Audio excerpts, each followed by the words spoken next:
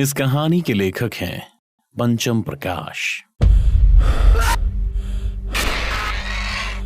दुरंगा। सोहम चौंकते हुए नींद से उठ गया था। उसकी हालत इस वक्त ऐसी थी मानो जैसे मौत उसका पीछा कर रही हो। बाहर 8 डिग्री वाली ठंड होने के बावजूद वो पसीने से तर था। पानी पीने के लिए जैसे ही उसने साइड टेबल पर अपना हाथ बढ़ाया कि वहां रखा खाली लोटा जमीन पर जा गिरा और आवाज करते हुए घूमने लगा।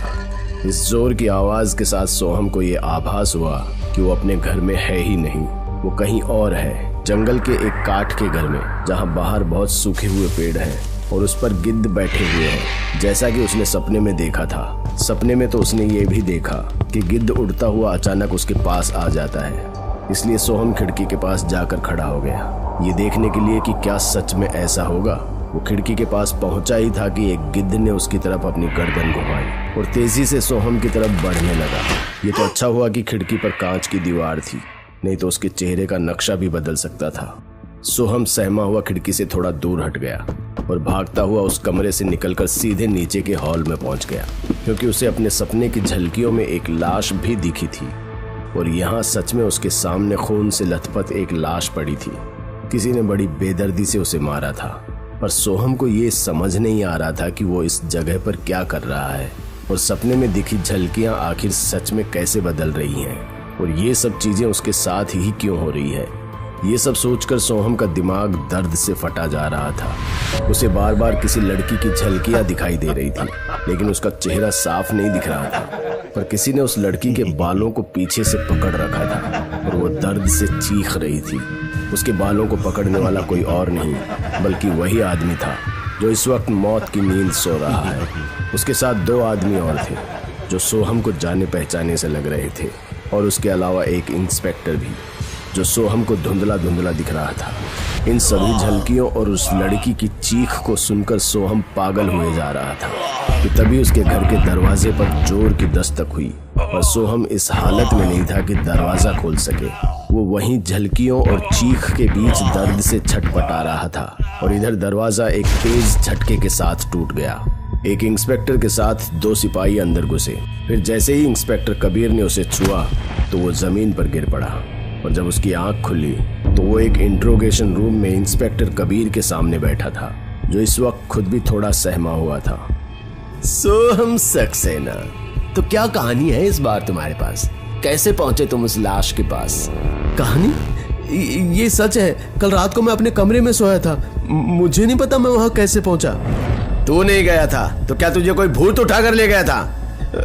I don't know, actually I need my lawyer. वो तो आ ही जाएगा अपनी पूंछ हिलाते हुए। पहले भी 2 बार बचा चुका है वो तुझे, पर इस बार उसके आने से पहले मैं तुझसे सच उगलवा ही लूंगा। सच? क्या सच बताऊं मैं तो मरने वाले को जानता भी नहीं। मरने वाले 3 दोस्त थे और वो भी शहर के छंटे हुए बदमाश। तीनों एक एक करके मारे गए और हर जगह तू वहां मौजूद था, लेकिन वहां मौजूद एक भी सबूत तेरे खिलाफ नहीं। अब बता भी दे, आखिर कैसे करता है ये सब तू? इंस्पेक्टर ने इतना कहा ही था कि तभी थाने में सोहम का वकील पहुंच गया। चूंकि उनके पास सोहम के खिलाफ एक भी सबूत नहीं था, इसलिए इंस्पेक्टर को सोहम को छोड़ना पड़ा, क्योंकि इस बार सोहम का वकील सोहम के बीमार होने की रिपोर्ट लेकर आया था। तेरा कुछ लिंक तो है इस मर्डर से, कब तक बचेगा अपने पैसों के दम पर? कभी ना कभी तो आएगा शिकंजे में। वैसे किस्से बहुत खूब सुने हैं इंस्पेक्टर साहब आपकी ईमानदारी के। कहूँ तो अगली सुनवाई में कोर्ट में जाहिर कर दूं। अरे जाने दो, चलो चलते हैं। पर हाँ, मुझे आजकल कुछ अजीब झलकियां दिखती हैं जिनमें वो तीनों एक लड़की को मार रहे होते हैं और एक इंस्पेक्टर भी उनकी मदद करता है।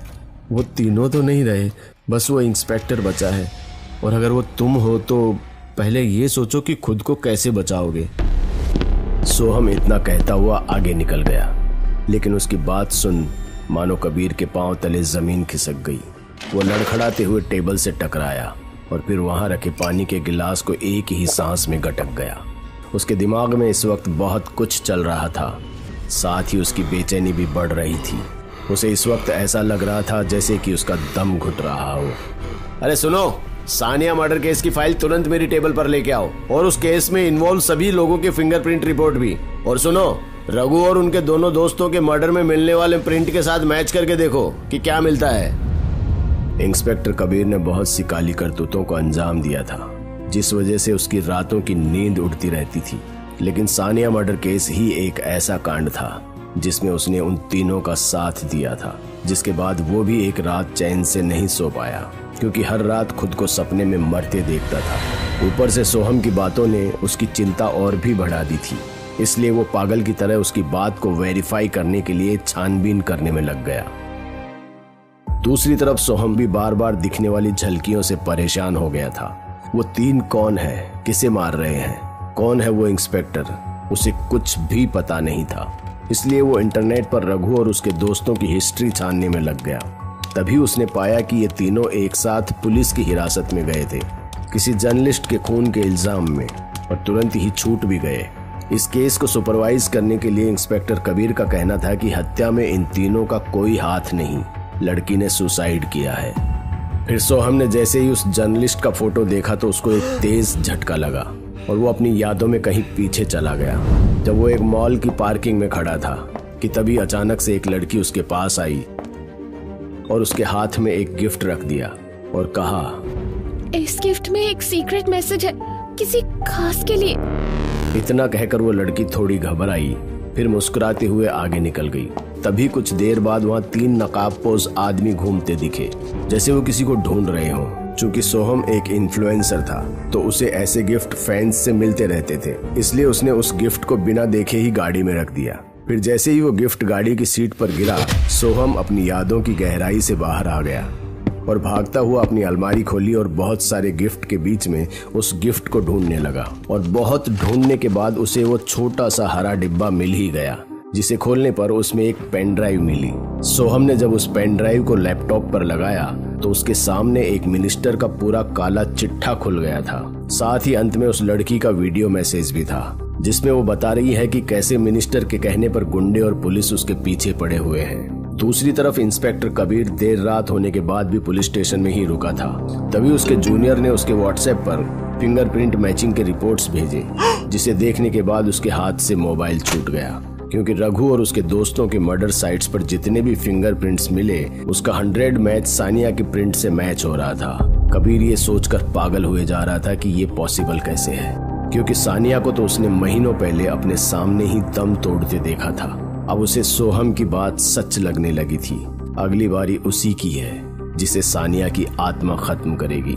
कबीर ने कुछ सोचा, फिर अपने ड्रॉवर से गोलियां निकालकर रिवॉल्वर में भरी। फिर जैसे ही खड़ा हुआ कि थाने की बत्ती गुल हो गई।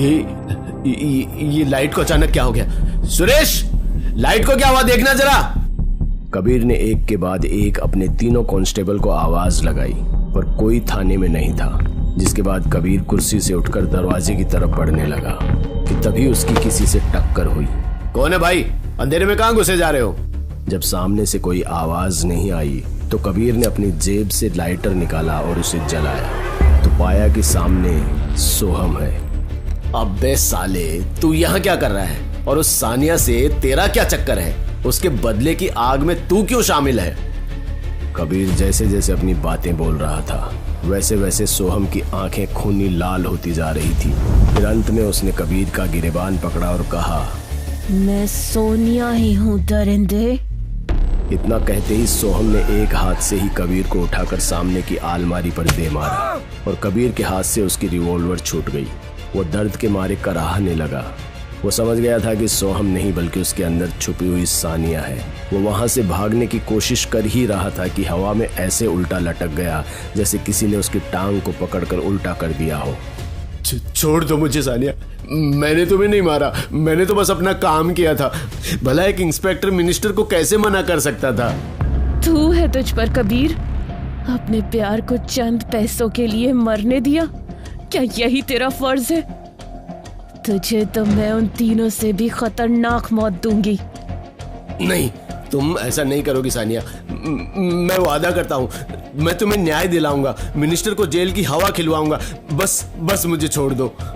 कबीर की ये बातें सुन सानिया उसे छोड़ देती है और वो धड़ाम से जमीन पर गिर जाता है। और वहीं पर उसकी रिवॉल्वर भी होती है, जिसे पकड़कर वो सोहम की ओर तान देता है। इसके शरीर को जरिया बनाकर मार रही थी ना, इसे ही खत्म कर देता हूँ, फिर देखता हूँ तू क्या करती है। इतना कहते हुए कबीर एक एक करके 3 गोली सोहम के सीने पर दाग देता है, पर गोली सोहम के आर पार तो छोड़िए, उसे छू भी नहीं पाती। सोहम के पास पहुंचते ही गोली जमीन पर गिर पड़ती है, जिसे देख कबीर के चेहरे की हवाइयां उड़ जाती है। तभी सोहम निढाल होकर गिर पड़ता है और थाने में रखी एक राइफल हवा में उड़ते हुए कबीर के सामने पहुंच जाती है। सोहम मेरा जरिया जरूर था, पर आत्मा किसी की मोहताज नहीं होती कबीर। यूं तो बंदूक हवा में उड़ रही थी, पर कबीर को ऐसा लग रहा था जैसे खुद सानिया ने उसे पकड़ रखा है। इससे पहले कि कबीर कुछ बोल पाता, उसकी रिवॉल्वर वाला हाथ खुद उसकी तरफ मुड़ने लगा और अगले ही पल रिवॉल्वर उसके सिर पर तन जाती है। कबीर तो ऐसा नहीं चाहता है, पर ट्रिगर पर उसकी उंगली अपने आप ही दब गई और सामने की दीवार खून से रंग गई। और अगली सुबह हर अखबार और न्यूज चैनल में यही खबर दिखी। बीती रात थाने में एक करप्ट इंस्पेक्टर ने आत्महत्या की। मिली जानकारी के मुताबिक उसने पैसे के लिए एक जर्नलिस्ट की भी हत्या की थी, ताकि मिनिस्टर के काले राज छुपे रहें। उसके पास से एक पेन ड्राइव भी बरामद की गई, जिससे मिनिस्टर के सभी काले करतूत और देश विरोधी साजिश बाहर आ गई और अब वो पुलिस के शिकंजे में है। इसके साथ ही ये भी साफ हो गया कि जर्नलिस्ट सानिया ने आत्महत्या नहीं की थी, बल्कि उसका कत्ल हुआ था। खैर, देर से ही सही, पर उनके परिवार को न्याय तो मिल ही गया। दोस्तों, अगर आपको हमारी कहानी अच्छी लगी हो तो लाइक, कमेंट और शेयर जरूर करें। साथ ही रेगुलर अपडेट के लिए चैनल को सब्सक्राइब करें। और अगर आपके पास भी कोई डर से भरी दमदार कहानी है तो भेजिए हमारे मेल एड्रेस पर अभी।